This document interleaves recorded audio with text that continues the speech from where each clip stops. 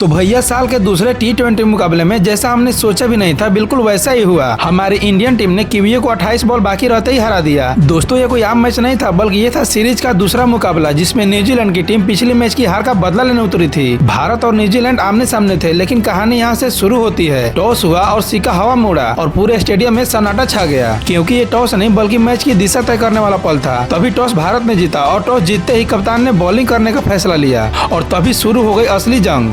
New Zealand का opener मैदान पर आए और लगे चौके छक्के बरसाने, मानो पूरा स्टेडियम में खामोशी छा गई। लेकिन इंडिया ने भी हार नहीं मानी और देखते ही देखते 43 रन पर 2 विकेट गिरा डाले। जैसे तैसे बिना किसी और शतक के न्यूजीलैंड ने 228 रन ठोक डाले। लेकिन जब दूसरी इनिंग स्टार्ट हुई तो हमारे ओपनर पूरे जोश के साथ मैदान पर उतरे, लेकिन अभिषेक शर्मा पहली गेंद पर ही चलते बने और संजू ने भी एक बार फिर धोखा दे दिया और सिर्फ एक छक्के लगाकर चलते बने। फिर क्या था, तीसरे नंबर पर इंडिया के आन बान शान ईशान किशन आए और उन्होंने सारी जिम्मेवारी अपने ऊपर ले ली। ईशान किशन ने पहली गेंद पर ही चौका ठोक डाला। दर्शक को इसी बात से अंदाजा हो गया था कि आज मैदान पर तूफान आने वाला है। बिहार का लाल आज कमाल करेगा, लेकिन देखते ही देखते ईशान किशन अपने बल्ले से तूफान नहीं बल्कि सुनामी ला दिया। उससे घंटा फर्क नहीं पड़ा कि विकेट कितने गिरे हैं, बॉलर कौन है, बस दे दनादन चौके छक्के पेले जा रहा था। किस्मत भी आज ईशान का साथ दे रही थी। फिर क्या था, स्टेडियम के चारों दिशाओं में सिर्फ चौके छक्के ही नजर आने लगे, मानो जैसे रनों की बरसात हो रही हो। कीवी बॉलरों का दिमाग काम ही नहीं कर रहा था कि आखिर बॉल डाले तो कहाँ डाले। लोग कुर्सी छोड़ खड़े हो उठे और ईशान किशन के चौके छक्के से अपना पूरा टिकट का पैसा वसूल कर लिया। हालत यहाँ तक खराब हो गई कि बॉलर मानो इनके सामने आने से डरने लगे, लेकिन ईशान का वार मानो थम नहीं रहा था। ऐसा लग रहा था कि मानो आज भी बता कर रहेंगे कि T20 का सिर्फ एक ही राजा है और वो है ईशान किशन। कुछ ही समय में ईशान किशन ने अर्धशतक ठोक डाला, लेकिन एक गलत शॉट के कारण वो आउट हो गए और शतक नहीं बना पाए। तब तक ईशान ने 32 बॉल पर 76 रन ठोक डाले थे और दूसरी छोर पर सूर्या भाई ने भी अपना गियर चेंज किया और आखिरकार 23 T20 मुकाबले के बाद 23 तारीख को उनका पहला अर्धशतक आया और ईशान किशन के आउट होते ही सूर्या ने उन्हें गले लगा लिया, मानो वह चीख चीख कर बता रहे हो कि इसी दिन का इंतजार था मेरे दोस्त,